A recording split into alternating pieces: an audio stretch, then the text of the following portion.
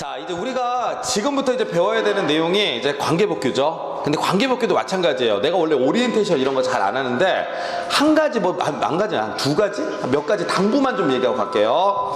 관계복귀를 내가 가르침에 있어가지고 제일 많이 듣는 질문이, 질문이라기보다는 하소연 같은 건데, 와, 일단은 딱 오더니 제가 관계복귀를 정말 열심히 했는데 이 숫자도 머릿속에서 막 꼬이고 엉키고 그래서 오히려 공부를 안 할 때보다 저렇게 성적이 안 나오는 것 같습니다. 이거 어떻게 해야 되죠? 아, 그래? 아, 큰일 났네?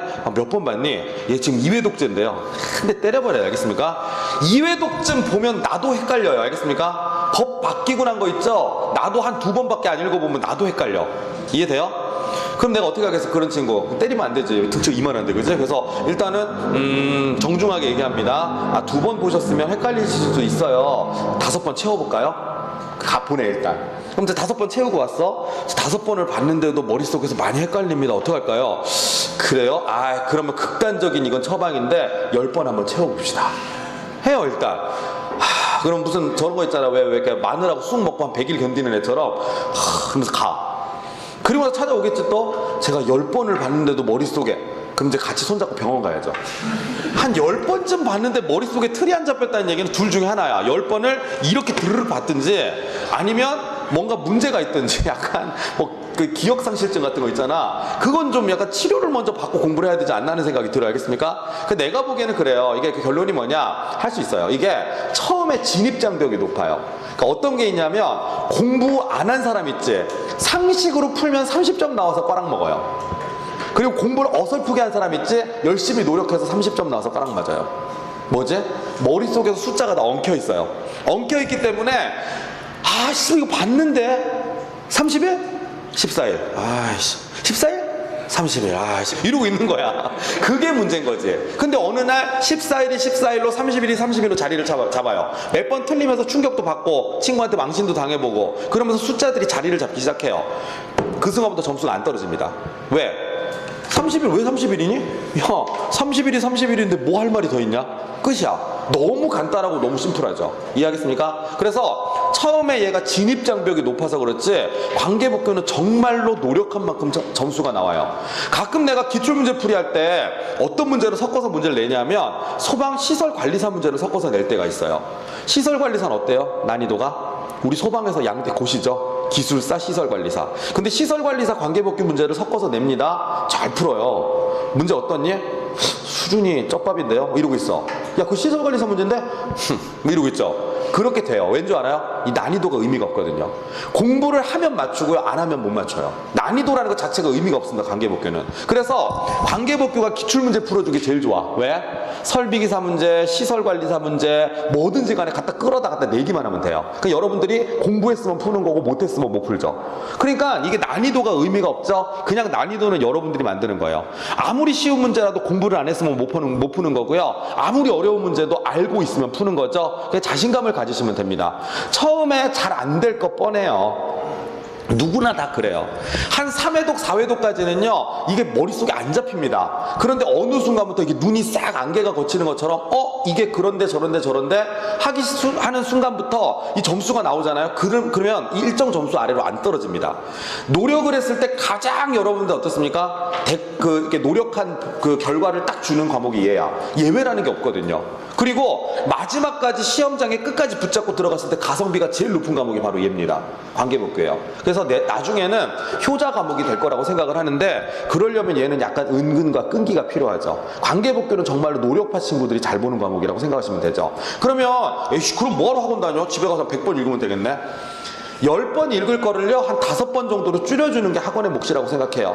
여러분들이 5회독을 해서 외울 수 있는 건 한 3회독 정도로 줄여주는 게 학원의 몫이라고 생각을 합니다. 그래서 나는 일단은 그걸 해줄 거예요. 시험에 나올 만한 것들을 체크를 해줄 거고요. 조금 쉽게 외울 수 있는 거, 조금 말을 좀 여러분들한테 풀어줄 수 있어요. 왜냐면 이게 법이기 때문에 이 내용 자체가 어렵거든요. 그리고 이 책의 구성은요, 내가 제일 극혐하는 문제집이 어떤 거냐면, 그 기본서가 어떤 거냐면 요점 정리해 주는 거예요. 관계복귀를 본인 나름대로 요약정리식으로 풀어주는 책들이 있거든요. 그걸 되게 싫어합니다. 왠지 압니까? 어차피 시험 문제는 조문이 그대로 나와요. 쉽게 요약 정리집, 핵심 정리집 나도 그거 못 만들어서 안 하는 거 아니에요. 나중에 여러분들 필기노트 보시면 알겠지만 내가 핵심 정리, 요약 정리 진짜 잘해.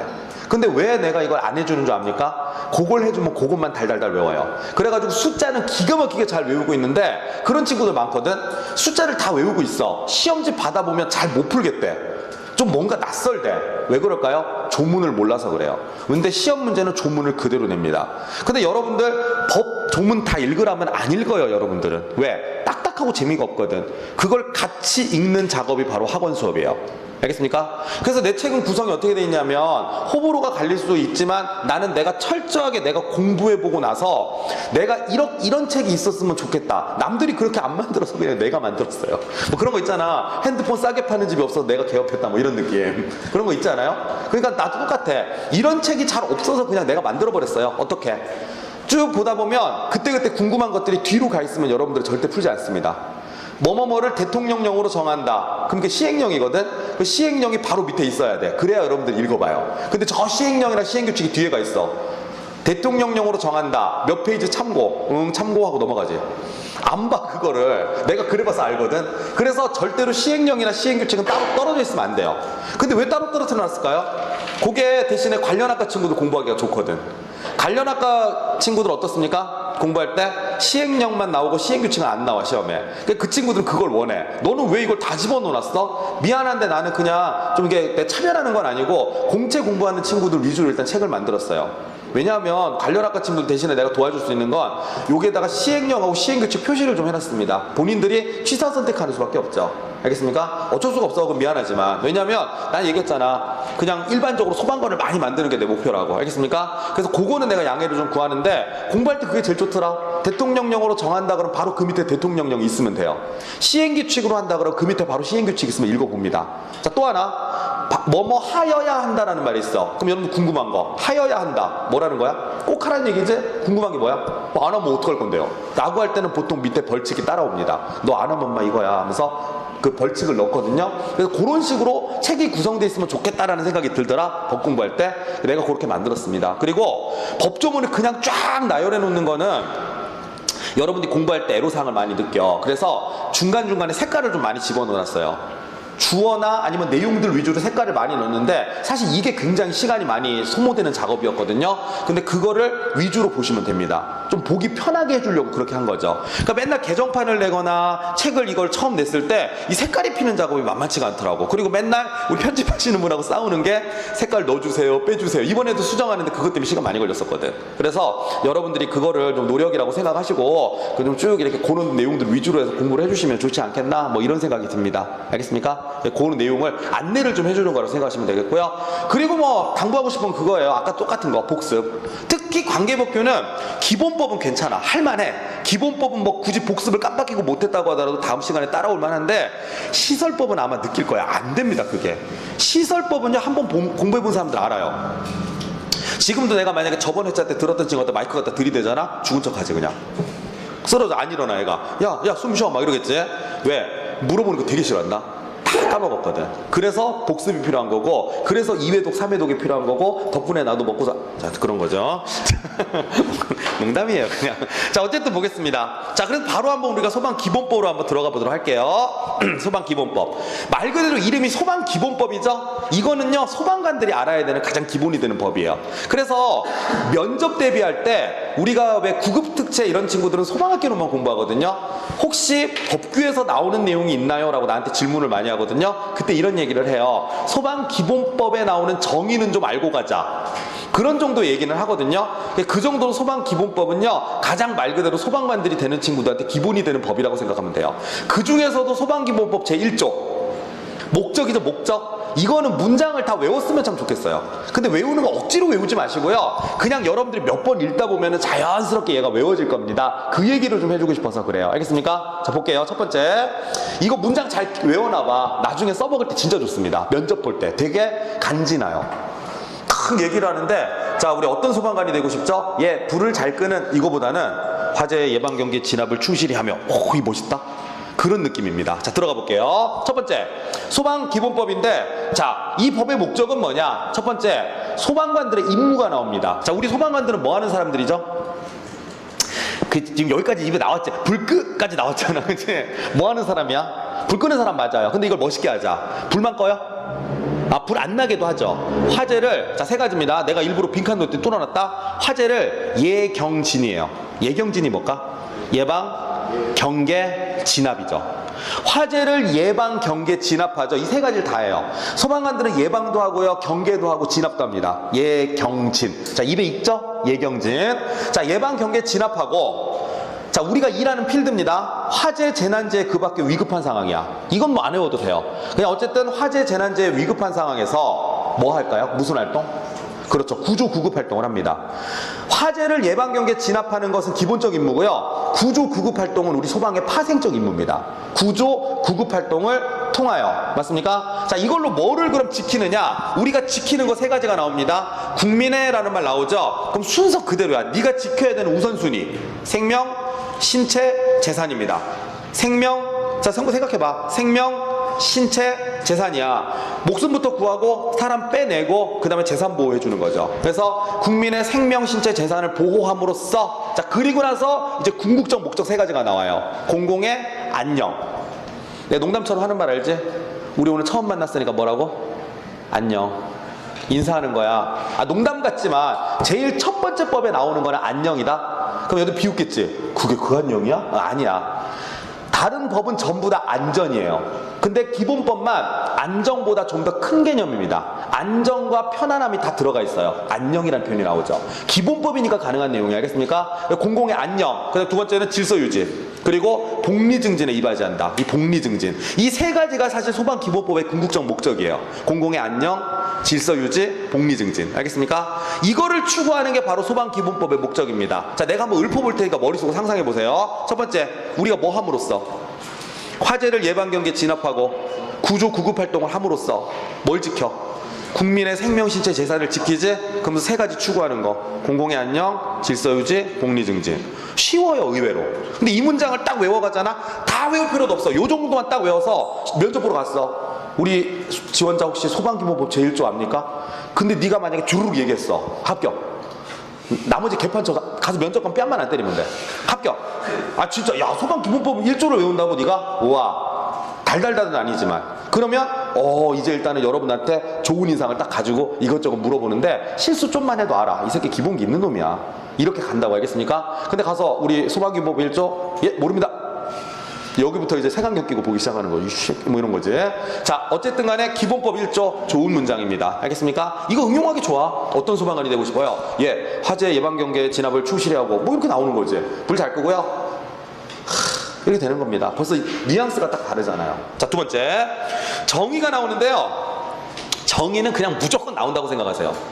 이 6가지가 무조건 나온다고 생각하시죠. 알겠습니까? 그랬더니 그러더라. 이 중에 뭐가 나올까요? 그냥 다 나온다고 생각하세요. 그럼 애들이 그래. 말도 안 돼. 6가지가 어떻게 다 나와요? 사지선다형인데. 그런 적이 있어요. 관련 학과 문제에서 박스 갖다 놓고 이거 다 뚫어놨어. 기역, 니은, 디귿, 리을, 미음. 요 안에 들어가는 내용으로 올바르게 짝지어진 걸 모두 고르셔. 그 다 나온 적 있어. 전부 다. 알겠습니까? 그러니까 이거는 다 나온다고 생각하고 외우시면 좋아요. 알겠습니까? 자, 그러면 중간중간에 함정을 팔만하고 내가 색깔을 넣어놨거든요. 첫 번째, 소방 대상물이란 말이 나오죠. 그냥 소방 대상물 이렇게 생각하세요. 우리가 불을 꺼야 되는 대상물. 그러니까 여기에 만약에 불이 난다라면 여러분들 무조건 꺼야 됩니다. 맞습니까? 그 첫 번째가 뭘까요? 건축물. 외울 필요도 없죠. 건축물. 그 다음에는 차량. 그 다음에는 선박인데, 선박은 한 가지 조건이 있어. 근데 물어볼게. 선박에 난 불 끌 거예요, 안 끌 거예요? 당연히 꺼야죠. 그래? 남태평양 한가운데 있는데 끌 거야, 말 거야? 야, 남태평양 한가운데 있는 배에 난 불은 누가 꺼? 부산광역시 소방본부 가서 끄니? 예, 그거는 하와이, 네가 가라 하와이. 됐습니까? 당연히 안 되죠. 그거 못 꺼요, 그런 불은. 알겠습니까? 너무 내가 오바해서 설명하긴 했는데, 항해 중인 배는 소방관들이 끄는 게 아니죠. 자체적으로 끄든지 아니면 근해에 있을 때는 해경이 가서 끄는 걸 도와주겠죠. 우리 권한이 아닙니다. 알겠습니까? 그럼 우리는 뭘 끄죠? 항구에 메어둔 불은 끄죠. 작년인가요? 울산에 자동차를 실어놓은 배에서 불이 난 적이 있어. 그거 누가 껐을까? 울산광역시 소방본부에서 껐죠. 그거는 가능해요. 왜? 항구에 메어둔 선박은 건물하고 똑같죠. 그렇게 생각하시면 됩니다. 근데 이걸 왜 얘기를 할까요? 의외로 오답으로 제일 많이 나와. 항해 중인 선박. 틀립니다. 항해 중인 선박은 아니에요. 알겠습니까? 무슨 선박이래? 항구에 메어둔 선박이죠. 이건 2018년도 하반기 문제에서 나왔었는데 그냥 이대로 나왔는데 아무도 손도 안 대. 애들이 쳐다도 안 봐요. 다 알거든. 알겠습니까? 아주 빤한 오답이라고 생각하시면 됩니다. 알겠죠? 그런 거. 자, 그리고 나머지 뭐 선박 건조 구조물, 산림, 그 밖에 인공 구조물 또는 물건. 그렇구나. 보시면 되겠죠. 자, 두 번째. 관계지역은 뭐냐 그러면 지금 얘기한 거. 소방 대상물과 그 이웃 지역. 소방 대상물과 그 이웃 지역을 묶어서 무슨 지역이라고 합니까? 관계지역이라고 합니다. 쉽죠? 어렵지 않습니다. 세 번째. 관계인. 그냥 이 세 가지를 외워버리세요. 관점. 내가 필기노트에 관계인을 뚫어놓은 게 아니라 뭘 뚫어놨지? 소관점을 뚫어놨죠? 그걸 외우는 게 좋아요. 소유자, 관리자, 점유자. 점유자라고 하는 건 사는 사람을 말하는 거야. 거기 사는 사람. 알겠습니까? 소유자, 관리자, 점유자. 왜? 집주인이 안 사는 건물도 있잖아. 그럼 거기에 살고 있는 사람이 점유자가 되는 거죠. 알겠습니까? 그래서 이걸 묶어서 관계인이다 이렇게 얘기를 합니다. 자, 그 다음에 그리고 소방본부가 나오는데 여러분들 그거 아세요? 우리나라 소방은 무슨 소방이냐면 시도 광역 자치소방이라고 하거든요. 시도별로 광역자치단체가 알아서 하는 소방이야. 그럼 우리 소방의 대빵이 누굽니까? 시도지사입니다. 소방 책임자가 누구라고? 그 동네 소방 책임자 시도지사라고. 알겠습니까? 이거 꼭 아셔야 돼요. 우리 동네 소방 책임자는 누구야? 시도지사야. 지금은 자리를 비우셨지만 부산광역시 소방 책임자는 누군 거야? 부산광역시장이 되는 겁니다. 알겠습니까? 지금은 정무부시장님. 알겠습니까? 자, 슬픈 얘기죠. 그래서 요게 바로 부산시장이 원래 책임자가 되는 거라고. 알겠습니까? 그런데 알다시피 부산 그 시장님은 소방에 대해서 잘 모르죠. 그러면 그 소방에 대한 걸 좀 물어볼 사람이 필요하지. 전담 부서가 필요하겠지. 그 밑에 있는 부서가 바로 뭐지? 소방본부입니다. 그 부서의 장을 뭐라고 부르지? 소방본부장이 되는 거죠. 결론. 소방본부장은 시도에 뭐 하는 사람이야? 부서의 장입니다. 소방을 담당하는 부서의 뭐라고? 장이에요. 책임자라고 하시면 안 됩니다. 알겠죠? 그분을 소방본부장이라고 하죠. 자, 그 다음에 그리고 그 밑에 이제 우리가 소방대가 나오는데 소방대는요, 이거 길게 설명 안 할게요. 소의의 이렇게 외우세요. 뭐라고요? 소의의 이렇게 외우시면 됩니다. 소의의. 뭔 소리죠? 소방대 하면 딱 떠오르는 거. 소방관이잖아. 소방관을 뭐라고 하지? 소방공무원이라고 하죠. 소방공무원. 자, 소방공무원 일손 딸리면 도와주는 사람. 군대 대신에 가는 애들. 의무소방원. 의방. 그 다음에 그래도 일손이 딸리면 의용소방대원, 의소대라고 하죠. 의소대. 이 세 분이 있죠. 소의의 이렇게 외우시면 돼요. 이거는 딴 거 필요 없어. 그냥 소의의만 보시고 나머지 뭐 낑겨 들어오는 거 다 잘라버리세요. 알겠습니까? 자체소방대, 자위소방대 다 필요 없어. 소의의 이게 빠릅니다. 알겠죠? 자, 그리고 마지막으로 소방대장인데 이 소방대장은 이걸 조심하세요. 뭐라고 돼 있느냐? 소방본부장 또는 소방서장 등 동그라미 치세요. 등 동그라미 쳐봐요. 등이 무슨 뜻이야? 등. 이거 말고 다른 사람들도 있다 이런 얘기야. 소방본부장 또는 소방서장으로 그럼 틀려요. 이 두 사람만 얘기하는 게 아니야. 등이죠. 안전센터장도 괜찮고 우리 팀장님도 괜찮아. 현장에 제일 먼저 도착하는 가장 높은 계급에 있는 사람, 현장 지휘관이 바로 뭐가 되는 겁니까? 소방대장이 되는 거죠. 얘를 본부장 소방서장으로 들어놓은 거지 누가 되더라도 사실 상관은 없습니다. 그래서 등이라는 말이 들어가죠. 오답으로는 어떻게 나오지? 소방본부장 또는 소방서장으로 그럼 틀리죠. 알겠습니까? 네, 그래서 그것만 조심하시면 될 것 같습니다. 알겠습니까? 자, 여기까지가 바로 정의가 되는 거죠. 알겠나요? 됐나요? 자, 새 책을 받은 친구들은 그냥 보면 되고 구판을 갖고 있는 사람들은 프린트를 좀 보시면 자, 법이 추가되는 문장이 하나가 있어요. 소방기본법 제2조의 2라는 게 있습니다. 추가됐죠? 2조의 2 찾았습니까? 시험에 안 나옵니다. 그냥 추가된 거 알려주는 거야. 왜요? 야, 국가랑 지방자치단체 책무 뭐 하래? 잘 하래. 그냥. 알겠습니까? 그냥 네가 앞으로 얘기하는 모든 얘기들은 국가랑 지방자치단체가 열심히 해야 돼. 그걸 한번 얘기해 주는 겁니다. 물론 취지는 있어. 이제 국가직으로 다 전환이 됐잖아. 그러니까 이제 어떻게 된다는 거야? 국가도 중요하고 그러니까 지방자치단체도 중요한데 국가도 같이 열심히 해야 된다. 뭐 그런 거 얘기해 주는 거거든요. 별로 그냥 관심 없어요. 뭐 앞으로도 그렇고 뭐 이전에도 그래 왔으니까 이거는 그냥 법상 들어왔구나 이렇게 생각하면 됩니다. 됐죠? 자, 그 다음에 그리고 나서 이제 소방기관의 설치에 관한 내용이 나오는데 기존의 법이 1, 2항이 바뀐 건 없습니다. 1, 2항이 바뀐 게 없는데 3, 4항이 추가가 된 게 있죠. 자, 그걸 보려고 합니다. 자, 보세요. 1, 2항은 바뀐 게 없는데 3, 4항이 추가가 됐죠. 신설대 조항은 프린트에도 있고 새 책 받은 사람들 그대로 있습니다. 자, 볼게요. 1, 2항 첫 번째 2항부터 먼저 볼게. 소방본부장 또는 소방사장은 누구의 지시를 받는다고? 시도지사의 지휘와 감독을 받습니다. 뭐라고요? 시도지사의 지휘와 감독을 받습니다. 알겠습니까? 이거는 변함이 없어요. 여러분들 신분이 국가직으로 전환이 된다 손 치더라도 절대로 이거는 변화가 없습니다. 왜? 우리나라는 시도광역자치소방체제라. 시도지사의 지휘 감독을 받는 건 변화가 없습니다. 맞습니까? 그러면 시도지사가 내 맘대로 해도 되느냐? 그건 아니에요. 소방기관을 설치하는 건 나라에서 정해줍니다. 그게 바로 대통령령이에요. 뭐라고요?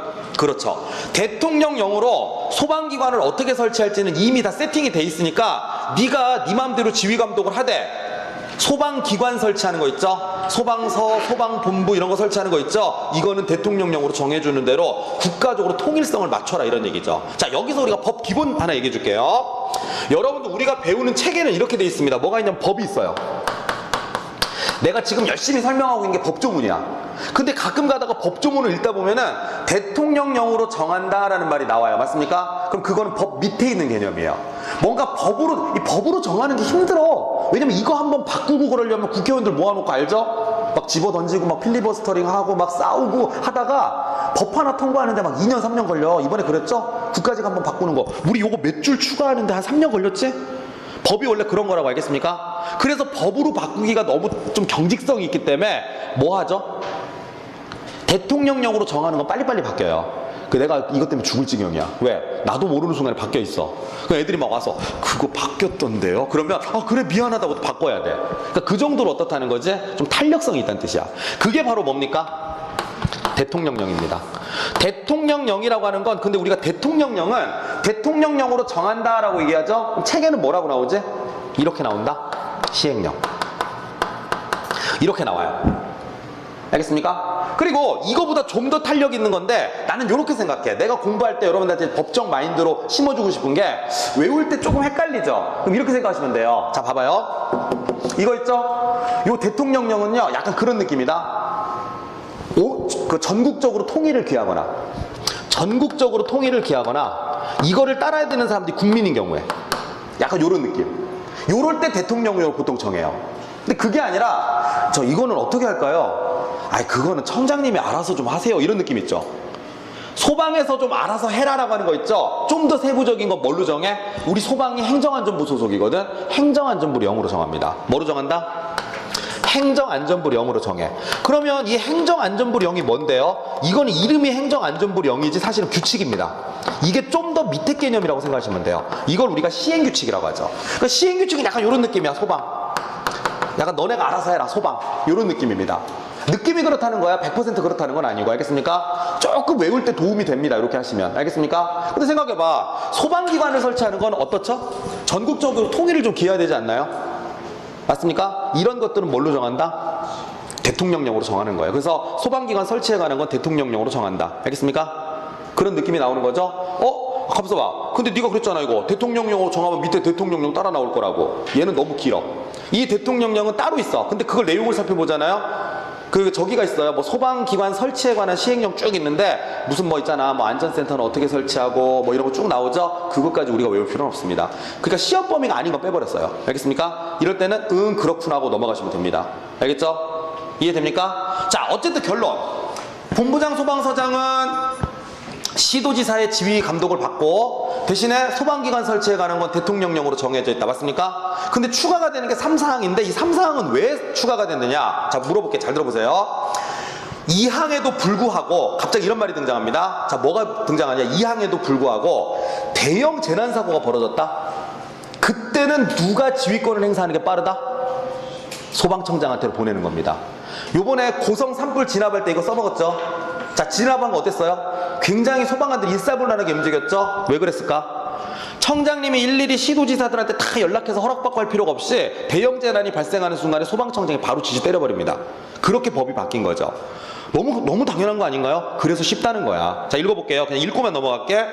이 항에도 불구하고 청장은 화재 예방 및 대형 재난 등에 필요한 경우에는 시도 소방본부장 및 소방서장을 지휘 감독할 수 있어요. 안 된다고 하면 틀려요. 알겠습니까? 아, 그렇구나. 요렇게 여러분들이 기억을 하시면 됩니다. 이거 하려고 국가직으로 전환된 거예요. 그러니까 뭐냐면 보통 때는 그러니까 어떤 느낌이 이거야. 우리 원래 갖고 있던 지휘권을 소방청장한테 넘긴 거나 다름없어. 국가직이니까. 근데 그거를 시도 소속은 다시 시도로 위임을 준 거지. 그러니까 큰 틀은 변화가 없는 거야. 본부장 소방서장은 시도지사 지휘감독 받는 건 큰 틀은 변화가 없어. 대신에 뭐 할 때? 대형 재난이란 말이 나오면 소방청장한테로 넘어간다 이런 얘기예요. 그것만 기억하시면 됩니다. 알겠습니까? 나머지는 읽어보시면 되겠습니다. 그래놓고는 결국 마지막에 또 얘기해. 혹시 오해할까봐 아니 그래도 시도에서 소방 업무 수행하기 위해서는 시도지사 직속으로 소방본부를 둔대잖아. 이건 맞아. 그러니까 오해하지 마. 대형 재난 때만 이런 거고 소방본부는 원래 시도지사 직속이야 라고 딱 법에다가 명시를 해놓죠.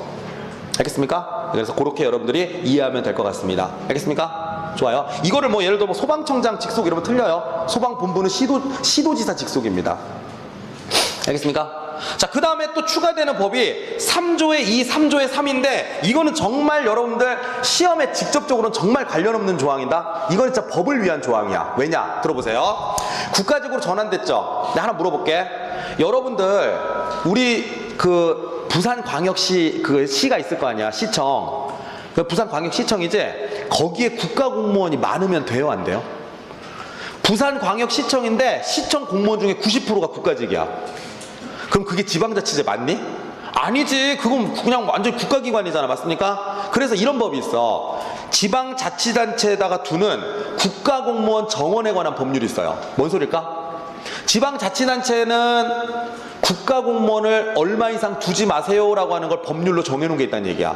왜? 국가공무원이 너무 많으면 지방자치단체를 침해할 수가 있죠. 맞습니까? 그런데 아이 그거 어떡하냐? 엄청나게 많은 5만 명이 넘는 인원의 소방공무원들이 다 뭘로 전환됐어? 국가직으로 전환됐네? 지방에 국가공무원이 바글바글하네? 망했네? 그럼 소방관들 다 서울로 올려보내야겠네? 소방청 있는 세종으로 다 보내야겠네? 맞아 틀려? 아니죠. 예외라는 거죠. 신분은 국가직이지만 이 법에 적용을 두지 않는다 이런 얘기죠. 그러니까 소방관 한마디로 무슨 얘기야? 이 법에 상관없이 인원을 그러니까 많이 갖고 있어도 된다. 그냥 그거야. 이 법을 만들어 놔야지만 법에 어긋나지 않고 다른 법하고 충돌이 안 생기거든. 그래서 그냥 생긴 문장이라고 생각하시면 돼요. 그러니까 여러분 뭐라고 생각하면 돼? 이런 법이 있지만 소방공무원은 적용 안 받는다. 이건 뭐죠? 3의 3은 뭐죠? 제주도는 법 이름이 달라서 그래. 다른 데는 자치단체에 두는 국가공무원 정원에 관한 법률인데 제주도는 제주특별자치도 설치 및 국제자유도시 조성이야 특별법. 그러니까 법 이름이 다르니까 법조항도 하나 더 만든 거야. 근데 결국은 뭐야? 제주도에도 국가소방공무원이 제주소방관들을 놔도 된다 이런 뜻이야. 별 의미 없죠? 그러니까 여러분들 전혀 쫄 필요 없습니다. 이게 다야 지금 기본법에서요 어마어마하게 바뀐 내용이라고 이거밖에 없어요 지금 신설된 조항이. 알겠습니까?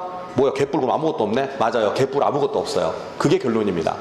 알겠습니까? 자 됐습니다. 그래서 요 정도 읽어보시면 되겠고 그 다음에 조금 이제 실무적인 내용으로 넘어가 볼까요?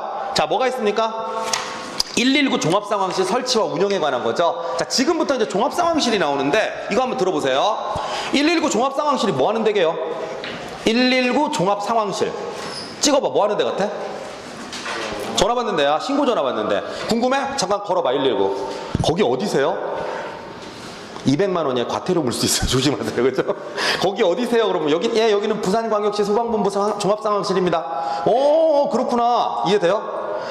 소방서 상황실로 갈 수도 있고 소방본부 상황실로 갈 수도 있고. 알겠습니까? 상황실은 신고 전화 받는 곳이에요. 그럼 어디에 설치할까요? 소방서, 소방본부, 소방청. 맞습니까? 이 설치랑 운영에 관한 거 누가 정할까요? 자 가서 물어봐 대통령한테. 119 종합상황실 설치하려고 그러는데 저희 어떻게 설치하면 되죠? 그럼 대통령이 뭐라고 하실 것 같아? 그건 소방서에서 알아서 하세요. 소방에서 알아서 하십시오. 이러겠지? 그럼 뭘로 정하라는 얘기지? 행정안전부령으로 정하라는 얘기야. 그 행정안전부령이 바로 밑에 나와 있어. 뭐라고 돼 있어요? 시행규칙 제2조. 이런 식으로 책을 구성했다는 거야. 자, 종합상황실 설치 운영에 관한 건 행정안전부령으로 정하세요. 그 행정안전부령이 바로 밑에 따라옵니다. 시행규칙 제2조 이렇게. 그럼 읽어보면 돼. 쭉 내용이 나오죠? 운영할 때 어떻게 운영하라는 거야? 전화 받는 데잖아. 24시간 운영. 자, 우리 경쟁 상대 누구라고? 편의점 편의점은 잠깐 알바생 문장 걸어놓고 미안합니다. 자, 화장실 갈 수 있지? 근데 우리는 안 그래. 교대 근무 계속 임원이 있거든요. 알겠습니까? 24시간 상시 운영하죠. 당연한 얘기를 하고 있는 겁니다. 알겠습니까? 뭐야, 쉬워. 그래서 어려운 걸 공부해야 돼요. 자, 뭐가 나오느냐? 자, 오른쪽에 보시면 박스 안에 숫자가 더럽게 많이 나와 있는 거 있지? 그리고 내가 필기노트에 구멍을 빵빵빵 뚫어놓은 게 있어요. 이게 뭔지 아세요? 상급 상황실 보고 화제입니다. 다음과 같은 상황에 만약에 전화를 받으면 여러분들은 무조건 상급 상황실로 보고를 해야 돼. 안 하면 어떡하실 건데요? 조인트 까이겠지. 이 방금 전에 전화 받은 새끼 나와! 뭐 이런 거 있잖아. 너 이 정신 나간 놈아 이렇게 되겠죠? 더 정신 나간 놈 안 되려면 이거 알아야 돼. 물론 상황실 근무할 때 OJT를 받겠죠. 그러다가 혼나겠지. 너 왜 이것도 뭐 몰라? 뭐 이러면서, 그죠? 자, 첫 번째 50입니다. 50. 사망자 5인 이상, 사상자 10인 이상이 발생하면 상급 보고를 해요. 사상자가 무슨 말이죠? 사망자와 부상자를 합한 숫자입니다.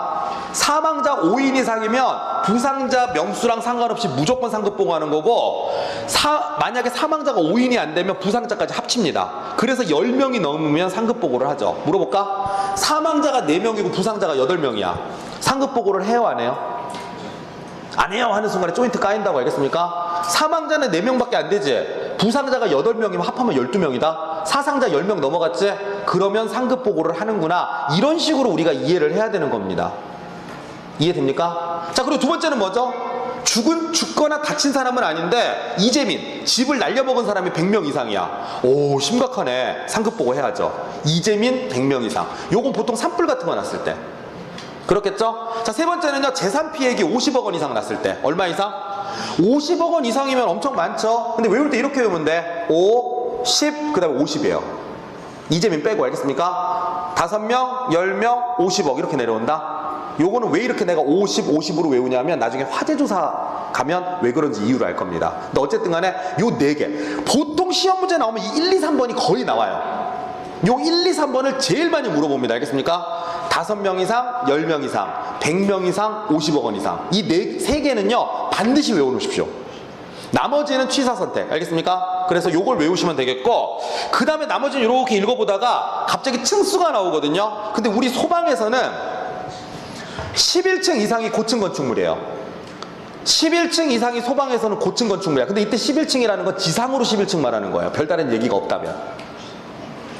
알겠습니까? 지상 11층 이상이면 우리 소방에서 말하는 고층 건축물인데, 이런 경우에는 상급 보고를 합니다. 12층짜리 백화점에서 화재가 났네?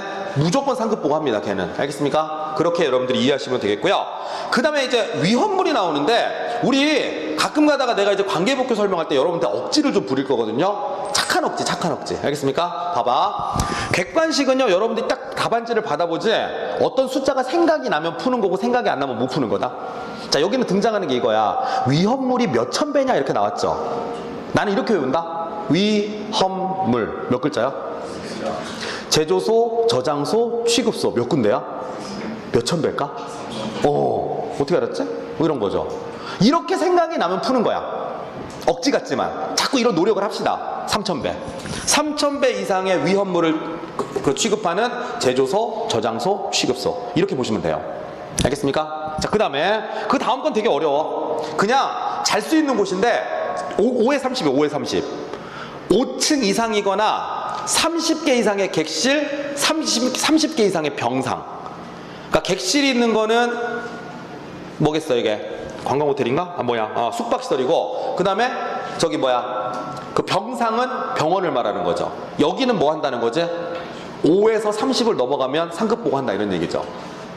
알겠습니까? 그리고 면적으로 따지면 15,000제곱미터. 이 15,000제곱미터가 좀 생뚱맞을 수 있는데, 이거 2회독, 3회독 한 사람들 알아요. 15,000을 넘으면 이게 1급 소방안전관리 대상물이야. 연면적 15,000제곱미터 이상이면 1급 소방안전관리 대상물이거든. 그래서 15,000제곱미터가 넘는 공장은 상급 보고를 합니다. 지금부터 외우실 필요는 없어요. 그냥 그렇다고요. 15,000. 자, 그리고 뭐가 나오냐면 배죠, 배. 선박은 몇 톤 이상일 때? 1,000톤 이상일 때, 뭐 이런 것들이 나오는데, 사실 이 뒤에 있는 숫자들이 시험에 직접적으로 언급이 된 적은 아직까지는 없었어요. 혹시나 해가지고 알려드리는 거죠. 원래 학원에서는 그렇게 공부하거든요. 그리고 그거 이외에는 막 여러 가지들 들어있는데, 나는 솔직히 이렇게 생각해. 상급 보고 화재 웬만하면 상급 보고 다 합니다. 그러니까 그러니까 여기서 상급 보고를 하느냐 안 하느냐 갖다 외우기는 힘들어. 왜? 웬만하면 상급 보고 다 하거든요. 그럼 만약에 여기서 시험 문제를 낸다? 어떻게 낼 것 같아요? 숫자를 바꾸는 게 제일 좋아요. 숫자를 기준에 미달하게끔 바꿔버립니다. 그게 제일 좋은 방법이기 때문에 여기는 숫자를 좀 귀찮아도 외우라고 하는 거죠. 알겠습니까? 자, 연습 한번 해볼게요. 그냥 내가 설명해 준 것만 가지고 한번 읊어보세요. 틀려도 괜찮으니까 모르면 살짝 컨닝하면서 보십시오. 첫 번째, 자, 사망자 5인 이상, 사상자 10인 이상, 그리고 이재민이죠 100명. 자, 재산 피해액은요 50억 원 이상. 층수로는 위험물, 제조소, 저장소, 취급소. 오, 잘하네. 그리고 이제 나머지는 어려울 거야. 5하고 30이죠 5, 30, 5, 30은 그냥 보시고요. 면적은 15,000제곱미터, 배는 배 한 글자니까 1000톤. 뭐 그렇게 가야 몰라. 선박인데. 자, 알겠어요? 자, 그래서 몰라 그냥 1000톤 알겠습니까? 그죠? 야, 2000톤 이런 거 없어. 내가 외운 것 중에. 알겠어요? 1000톤, 1000톤. 알겠어요? 그냥 믿어. 알겠지? 착한 억지죠. 그래서 이렇게 보면 될 것 같습니다. 알겠습니까? 자, 됐어. 요 정도가 이제 상급 상황, 그러니까 상황실에 관한 내용을 이렇게 했습니다. 그리고 이제 재밌는 거 하나 해줄게요. 보시면 이것도 진짜, 이거 너무 쉬운데 이게 또 시험에 나왔어, 이번에. 관련학과 문제에서. 이 관련학과 문제 나오는데 이런 거 진짜 아무도 안 틀려요. 지금 경찰학과 하면 틀리겠다. 근데 소방학과 나오는 애들은 아무도 안 틀려. 알겠습니까? 해볼게. 관련학과 문제 나왔는데 뭐냐? 이런 거죠. 이게 소방박물관하고 소방체험관에 관한 그 법조항이거든요. 물어볼게요. 소방박물관이 뭐 하는 데인지는 알죠? 소방의 역사와 어쩌고저쩌고 나오겠지. 그러면 전시 물건들을 모아놨겠네. 그럼 생각해봐. 소방박물관은 이렇게 전시 물건 모아놔야 되잖아. 전국에 하나가 딱 있어가지고 사람들이 한 번에 와서 보는 게 좋냐, 전국에 흩어놓는 게 좋냐? 소방박물관은 전국에 흩어져 있는 게 좋아, 한 곳에 모아놓는 게 좋아? 야, 흩어놓는 게 좋다는 무슨 드래곤볼이야? 그거 드래곤볼이냐 그게? 오늘은 장비를 봤으니 내일은 부산으로 넘어가서 차를 봐야겠고 뭐 이래요? 한 군데 딱 모아놓고 한 번에 보는 게 좋지 않아요? 그래서 소방박물관은 소방을 대표하는 장소에다가 한 군데 딱 세우면 좋아. 맞아? 그러면 한 군데 세울 거니까 소방을 대표하는 사람이 세우면 되겠다, 그지? 그 소방을 대표하는 사람이 누굴까? 그걸 청장님이 세운다고. 맞습니까? 그러면 청장님이 박물관 세울 거야. 가서 물어봐, 대통령한테 또. 각각 이번에 박물관을 세우려고 합니다. 어떻게 세우면 좋을까요? 뭐라고 한대, 대통령이? 그건 좀 알아서 하십시오 이러겠지. 네가 좀 알아서 하십시오. 뭐로 정하라는 거야? 행정안전부령으로 정하라는 거야. 외우는 게 아니라 딱딱딱 나오잖아. 한번 얘기해볼까? 자, 소방박물관은 소방을 대표하는 소방청장님이 세우죠? 뭐에 따라서? 행정안전부령에 따라서 세우면 되겠네. 끝. 알겠어요? 자, 체험관은 어때? 체험관? 요즘에 체험관 다시 다시 개방한다고 막 오더라. 근데 내가 이제 뭐 다른 그 소방본부하고 이제 인친이 좀 맺어져 있거든? 전북에도 있고, 그 다음에 울산에도 있고, 체험관들이 있어. 체험관 다시 오픈합니다. 그러면서 막 광고 올라오기 시작하더라. 맞아요? 그렇다는 얘기는 이 체험관은 어디에 설치가 된다? 시도별로 설치가 됩니다. 맞습니까? 시도 체험관이라고 하거든요. 맞나요? 그럼 시도 체험관은 누가 세우는 게 자연스러워?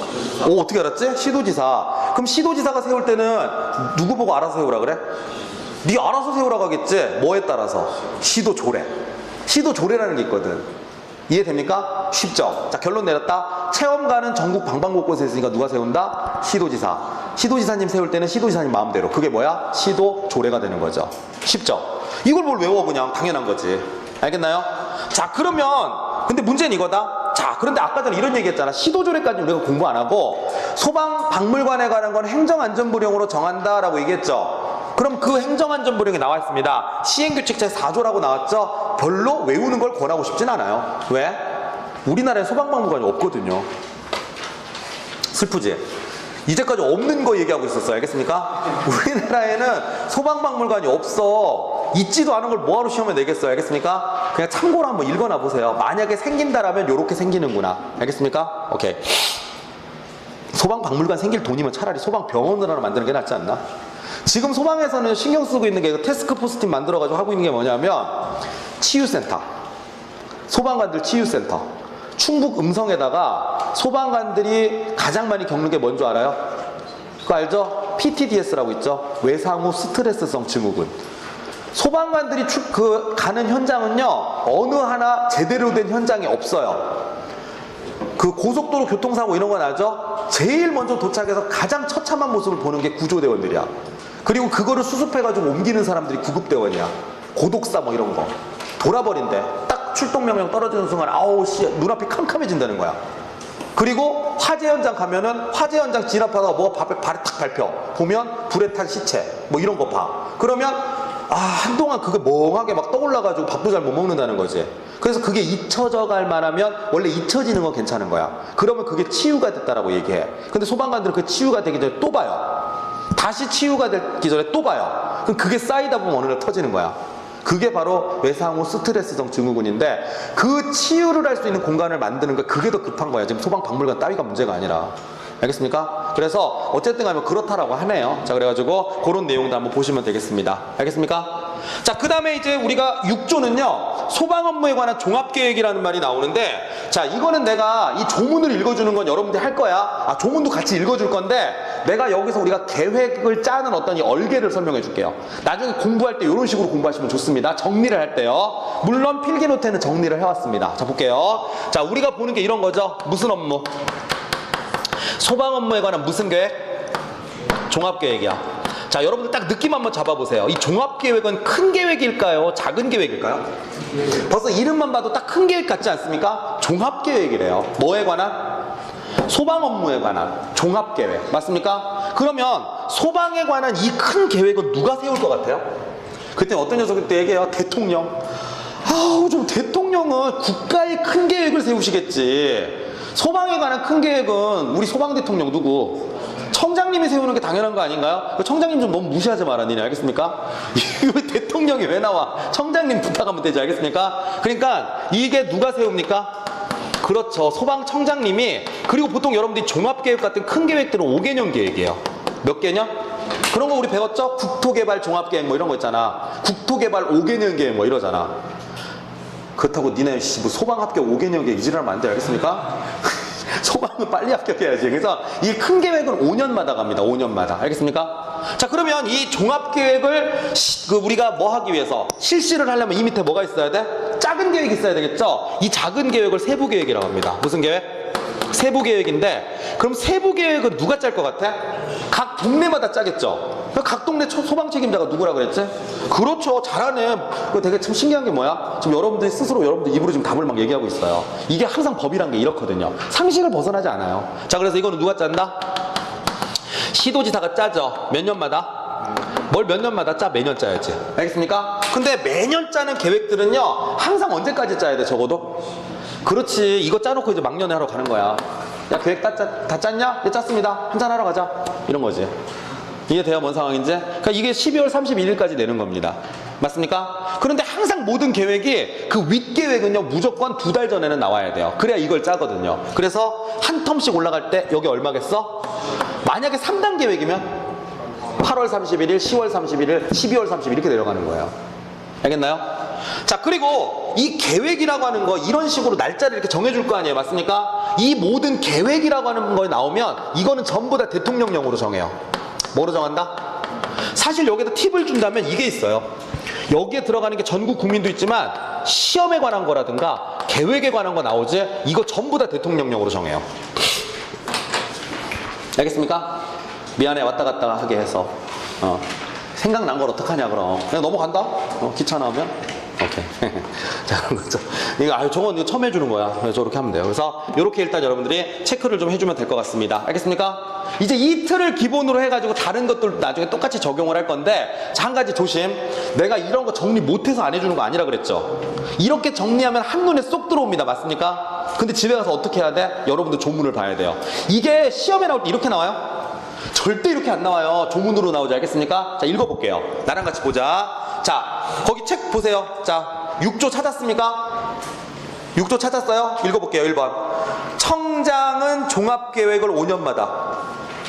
아니 뭐 이따위로 읽어. 이렇게 읽으려고.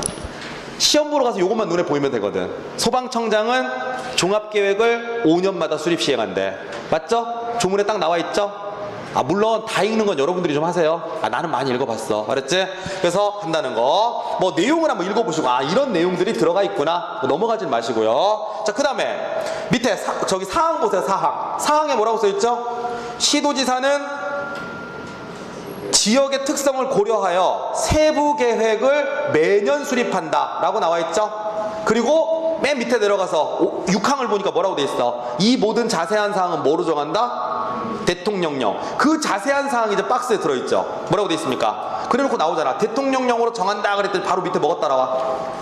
시행령 제1조 A 이렇게 나오지?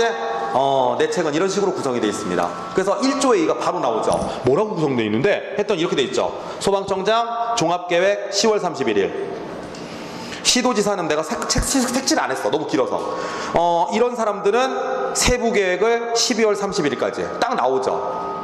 여기 나오는 내용을 종합한 게 이거야. 내가 정리를 못해서 안 하는 게 아니라니까. 정리했어. 그렇지만 읽을 때는 항상 공부할 때 복습은 어떻게 해라? 한 번만 제발 조문을 읽어보세요. 왜? 시험 문제 낼 땐 이렇게 나오거든요. 알겠습니까? 네, 그래서 그거를 좀 강조를 했습니다. 알겠습니까? 이해되죠? 자, 그리고 이제 뭐가 나옵니까? 소방의 날 재정 운영에 관한 게 나오는데 이거 무시하지 말고 외워놓으세요. 이거는 지문으로 나올 수도 있고요. 면접 가서 물어볼 수도 있죠. 자, 소방의 날이 언제게요? 뭐 좀 외우는 방법을 좀 알아보네? 어떻게 외웠어? 면접 가서 1월 19일이라고 하면 망한다. 알겠습니까? 없어. 뭐 119인데 언제지? 1월 19일인가? 야, 1월 19일이면 소방용수 다 얼어. 알겠습니까? 언제가 좋아? 날씨 서늘하고 좋을 때 언제? 11월 9일. 알겠습니까? 그게 바로 소방의 날입니다. 알겠습니까? 그렇게 외워주시면 되겠습니다. 자, 넘겨보겠습니다.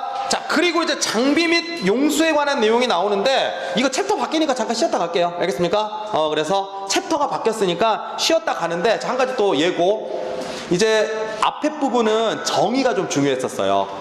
정의가 좀 중요했고요. 여기 장비 및 용수시설 할 건데 특히 용수시설 있죠? 여기서 2018년도 하반기 때는 2문제가 나왔어요. 보통 소방기본법이 5문제가 나오거든? 5문제에서 2문제 나왔으면 어마어마한 거예요. 지금 알겠습니까? 그리고 작년 시험에서는 간부후보생 스타일 문제. 되게 긴 문장을 갖고 있는 문제로 한 문제가 나왔어요. 근데 그 왜 긴 문장이라고 내가 강조하는 줄 아세요? 다 물어봤다는 얘기야. 여기 있는 내용을 한 문제로 낼 수 있는 걸 지문 하나로 냈어. 그러니까 여기 있는 내용을 다 외우고 있어야 되는 뜻이야. 알겠습니까? 그걸 이제 여러분들한테 설명을 해드리겠습니다. 잠깐만 쉬었다 할게요.